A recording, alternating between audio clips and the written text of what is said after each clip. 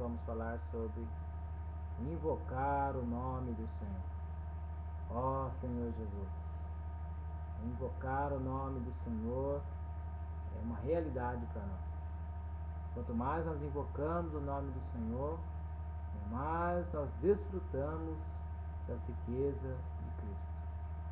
Porque a palavra diz em Romanos 10 que o Senhor é rico, rico para com todos aqueles que invocam. Então, invocar o nome do Senhor nos faz desfrutar mais de Cristo. Invocar o nome do Senhor nos faz sermos salvos, salvos dos nossos pecados, salvos da nossa alma caída. Então, nossa alma, ela precisa de salvação. A única pessoa que pode salvar a nossa alma é o Senhor, é o nome do Senhor, Senhor Jesus. Então, hoje eu vou basear, em Atos, capítulo 2.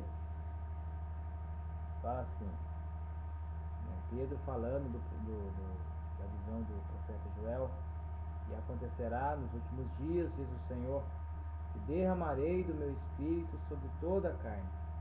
Vossos filhos e vossas filhas profetizarão, vossos jovens terão visões, e sonharão vossos velhos.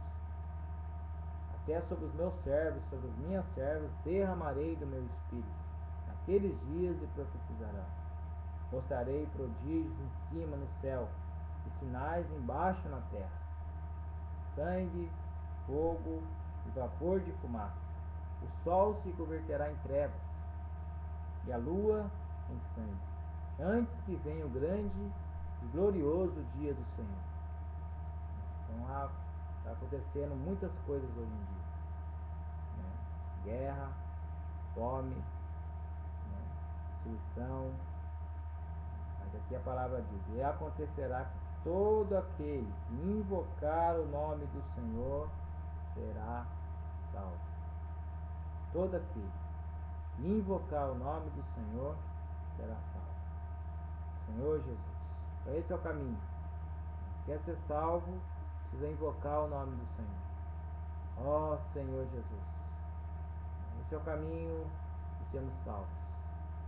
Então Pedro ali estava falando para aquela multidão ali em Jerusalém, a profecia do profeta Joel. E ele falou sobre invocar o nome do Senhor. Aí ele continua pregando, falando, o 22: varões israelitas, atendei a essas palavras. Jesus o Nazareno, o varão aprovado por Deus, diante de vós com milagres, prodígios e sinais, os quais o próprio Deus realizou por intermédio dele, entre vós, como vós mesmos sabeis, sendo este entregue pelo determinado desígnio e presciência de Deus. Vós o mataste.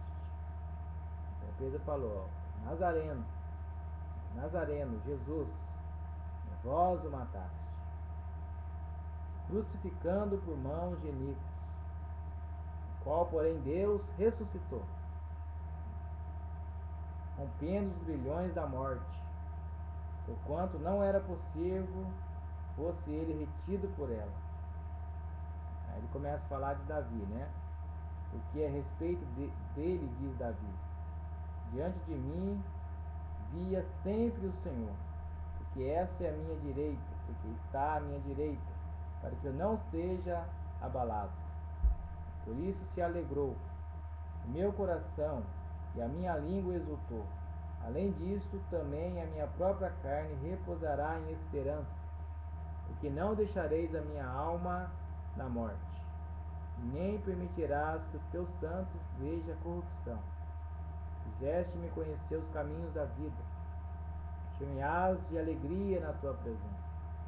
Irmãos, seja-me permitido dizer-vos claramente a respeito do patriarca Davi, que ele morreu e foi sepultado.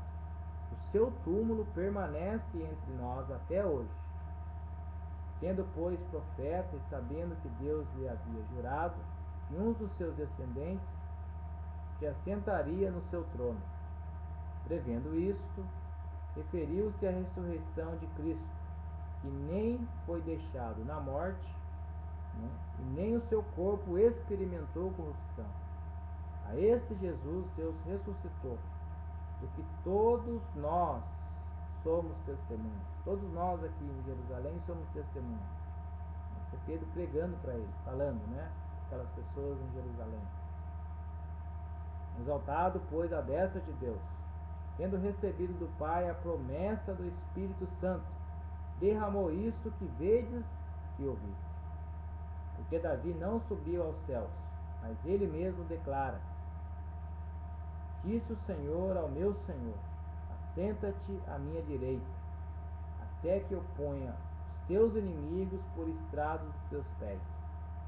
Seja absolutamente certo, pois toda a casa de Israel, de que a este Jesus, que vós crucificaste. De novo, né? Para lá ele falou que vós o mataste. Agora ele fala que vós crucificaste. Pedro ali pregando para aquelas pessoas. Está vendo o que vocês fizeram? Matou o Nazareno. Mas ele não ficou na morte. Ele era um cordeiro sem defeito. Ele não permaneceu na morte. Davi sim, Davi morreu. Seu sepulcro continua entre nós ainda. Mas Jesus não. Ele morreu e ressuscitou. E vós o crucificaste. E vós o mataste. Então Pedro ali falando para eles. Aí a palavra diz: ouvindo eles essas coisas, compungiu-se-lhe o coração. Então houve ali um arrependimento. A luz brilhou. Quando Pedro terminou de falar essa palavra, a luz da vida brilhou. Aquelas pessoas viram a sua própria condição de pessoas caídas, de pessoas pecadoras, de pessoas falhas, de pessoas que crucificaram o Senhor, de pessoas que mataram o Senhor. E agora?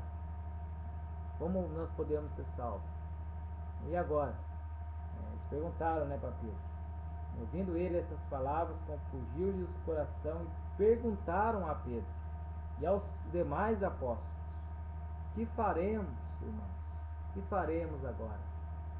Que faremos? Nós crucificamos o Senhor. Nós matamos o Senhor. O que faremos agora? Senhor Jesus. Aí Pedro fala, né? Respondeu-lhe Pedro: arrependei-vos. Arrependei-vos. Cada um de vós seja batizado em nome de Jesus Cristo para a remissão dos vossos pecados, e recebereis o dom do Espírito Santo. Então qual que é o caminho? É se arrepender. E esse arrependimento é um arrependimento diário, todos os dias. Todos os dias nós temos que ver a nossa condição. Senhor Jesus, Senhor, nesse momento passamos o dia inteiro, Senhor, né? Quase não invocamos o nome do Senhor. Senhor, tem misericórdia de mim. O que faremos? Nós temos um caminho. O caminho é se voltar ao Senhor. O caminho é se arrepender. Invocar o nome do Senhor. Porque esse é o dom que nós recebemos do Senhor. Todo aquele, né, que fala que invocar o nome do Senhor será salvo. Ninguém diz Senhor Jesus senão o Espírito. Então essa palavra semana, né, toca nessa questão. Vamos arrepender. Quanto mais você se arrepende, mais você desfruta de Cristo.